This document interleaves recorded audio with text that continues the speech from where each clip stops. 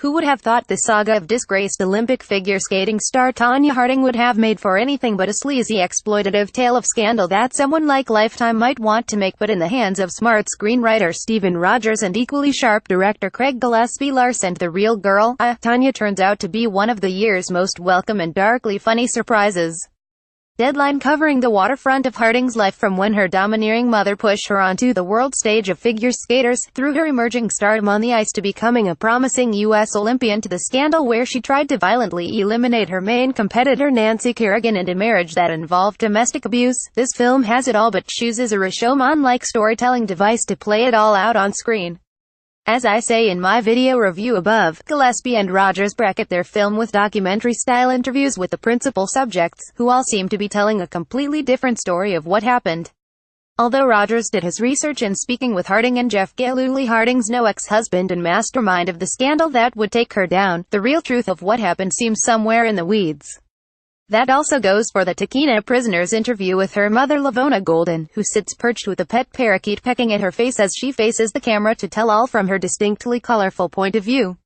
The film cuts back and forth in a non-traditional biopic way to put the pieces of the Harding puzzle together. Other characters turn up along the way to help out, but Gillespie gets his real mojo going in the casting of his main lead characters.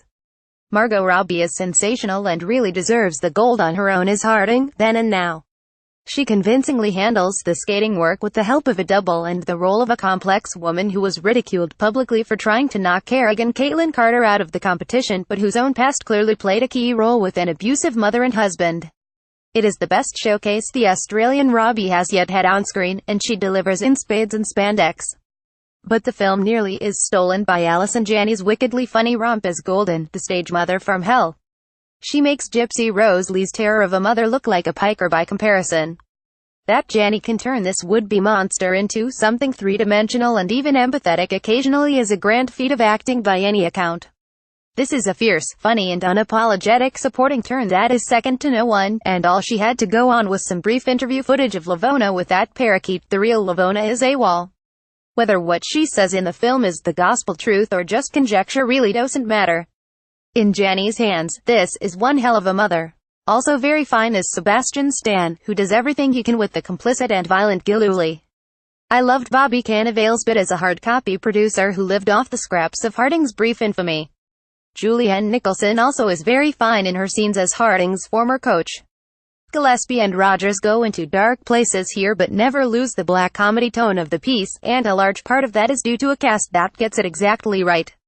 Producers are Tom Ackerley and Brian Unkeles in addition to Robbie and Rogers. Neon 3OWEST opens the film in an Oscar qualifying run Friday. Do you plan to see it? Tonya, let us know what you think.